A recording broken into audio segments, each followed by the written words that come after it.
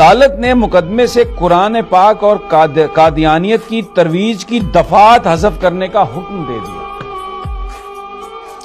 دفعہ ختم کرنے کا اختیار آپ کو نہیں ہے۔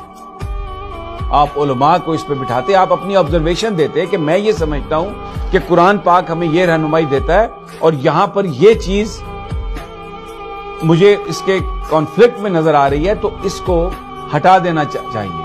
علماء کی رائے شامل ہونی چاہیے تھی اس میں، اور پراپر فورم پہ یہ بات ہوتی، لیکن یہ قاضی فائز صاحب کے پاس یہ اختیار نہیں ہے کہ وہ دفعات ختم کریں۔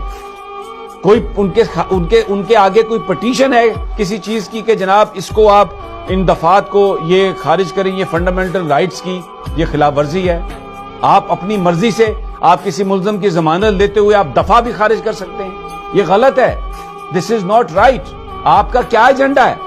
کیا آپ اس ملک میں دوبارہ اس آگ کو جلانا چاہتے ہیں؟ کیوں آپ نے یہ کی یہ بات؟ سوال ہے میرا یہ آپ سے۔ آپ دفعات حذف نہیں کر سکتے۔ آپ قانون دیکھیں، آپ کوئی چیز اگر آپ نے محسوس کیا ہے کہ میں نے جیسے پہلے عرض کیا، تو آپ اس کے لیے پراپر فورم پر بھیجیں۔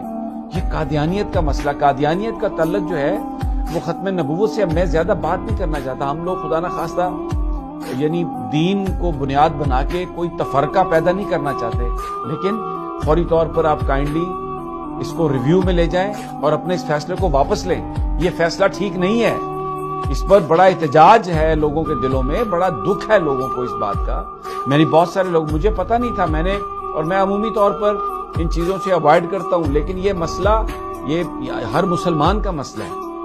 آپ ترویج جو قادیانیت ہے اور توہین قرآن کی دفعات حذف نہیں کر سکتے آپ یہ۔ اگر آپ نے یہ کرنا ہے تو اس کو پراپر آپ سنیں، پراپر فورم پہ بھیجیں، امائکس لگائیں، عدالت میں علماء کو بلائیں، اس کو اسلامی نظریاتی کونسل کی طرف بھیجیں۔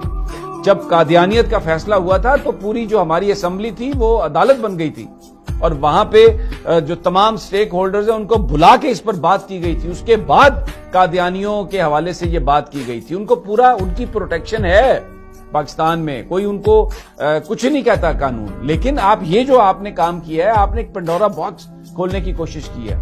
یہ بات درست ہے کہ آپ کی ساری پراپرٹی جو ہے وہ یورپ میں ہے، اور ان باتوں سے یہ وہ ایشوز ہیں جو یورپین یونین جن پر زور دیتی ہے۔ ہو سکتا ہے یہ ایشو ایسے ہی حل ہونا ہو، لیکن یہ پراپر طریقہ نہیں ہے۔ آپ کو پراپر طریقہ ایک اختیار کرنا چاہیے۔ آپ نے یہ جو آپ نے بات کی ہے، یہ آپ آگ سے کھیلنے کے مترادف ہے۔ اسے آپ واپس لے لیں، جو بھی طریقہ آپ اختیار کریں۔ یہ مناسب نہیں ہے، یہ غلط ہے، اس سے آپ لوگوں کے جذبات سے کھیل رہے ہیں۔